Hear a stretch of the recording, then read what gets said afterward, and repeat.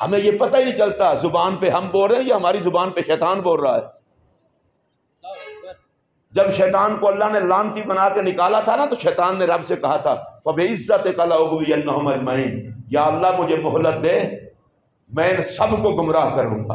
انسان کی وجہ سے میں ذلیل ہوا ہوں، آدم کو سجدہ نہیں کیا تو نے لعنتی بنا دیا، میں بھی ان کو چھوڑوں گا نہیں۔ تو بتائے رب کائنات نے کیا فرمایا تھا، جا تو کوشش کر لے، تو ان کو گمراہ کرے گا نا میں توبہ کا دروازہ کھول کے رکھوں گا۔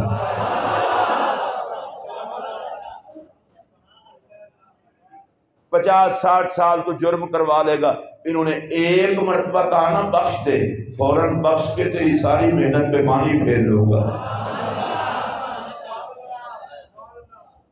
60 سال کی عمر ہو گئی، اب بھی رب کی بارگاہ میں جھکنے کا وقت نہیں آیا۔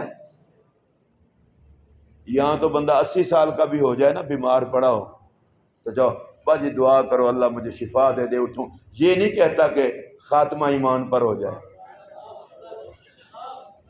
مرنا مجبوری نہ ہوتی تو کوئی مرتا۔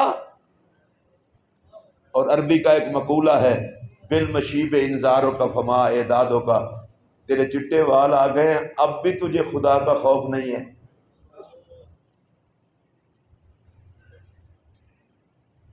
70 سال کا بزرگ بچوں کے ساتھ بیٹھ کر ایک ہی کمرے میں اگر فلمیں اور ڈرامے دیکھ رہا ہے تو بڑا حوصلے والا ہے، بڑا غیرت مند آدمی ہے۔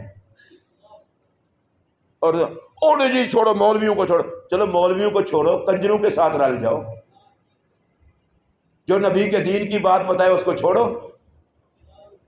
آپ نے میری قبر میں نہیں آنا، میں نے آپ کی قبر میں نہیں آنا۔ جس کمرے میں سونا ہو وہاں کا خیال کرتے ہو، ایک رات گزارنی ہو تو بیڈ کیسا ہے، بستر کیسا ہے، یار وہ پنکھے کا انتظام لائٹ کا بھی ہے کہ نہیں، مچھر تو نہیں کھا جائیں گے۔ آپ کو نہیں پتا قبر میں اکیلے سونا ہے،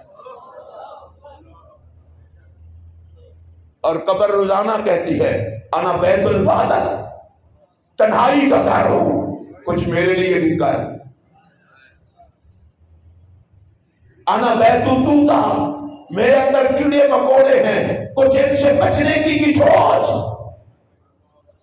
انا بیت الوحشت، میں ڈراؤنا گھر ہوں۔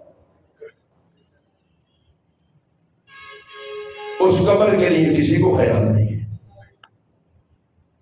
میں نے بہت لاجواب گاڑی خریدی ہے، اللہ آپ کے نصیب کرے۔ میں نے